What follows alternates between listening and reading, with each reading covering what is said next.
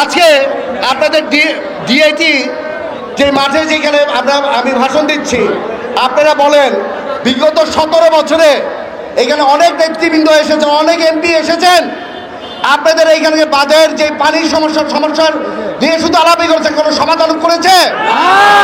কারণ কি, ওরা শুধু ওদের পেট ভরার জন্য, শুধু সন্ত্রাসী করার জন্য ওনারা এসেছে। মানুষের যে কষ্ট, সেই কষ্ট কখনো সমাধান করতে আসে নাই। আমি আজকে এই মাঠে আপনাদের মাঝখানে একটি কথা দিয়ে যাই, আগামী বিএনপি আসলে ইনশাল্লাহ আপনাদের ঘরে আপনারা কোরবানি দিতে পারবেন, আপনাদের ছাদে উঠে আর কোরবানি দেওয়া লাগবে। আজকে এই 17 বছরে আপনাদের অনেক এমপি বলে গেছে অনেক ধরনের খেলা খেলবে, বলে নাই? কিন্তু আসলে খেলা খেলতে পারে না তারা আসলে খেলা জানেই না, তারা খেলবে করতে। খেলা খেলতে হলে বিএনপির মতো কলিজা লাগে, বিএনপি মানুষের কলিজা আছে, তারা খেলতে পারে। 17 বছর এত কিছু করেও বিএনপি মানুষকে দমাতে পারে নাই।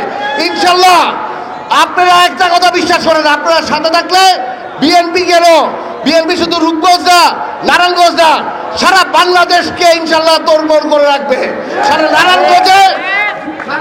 সারা বাংলাদেশে নারায়ণগঞ্জের মানুষ ইনশাল্লাহ বিএনপির নাম আরো উজ্জ্বল করে ছাড়বে।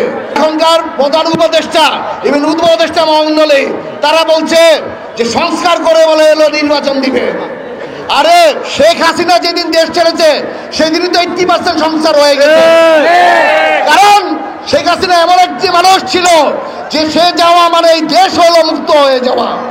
আর আপনারা যদি 5 বছর থাকতে চান, আপনারা নির্বাচনে যদি আসতে পারেন, আপনারা 5 বছর না, 20 বছর না, 50 বছর।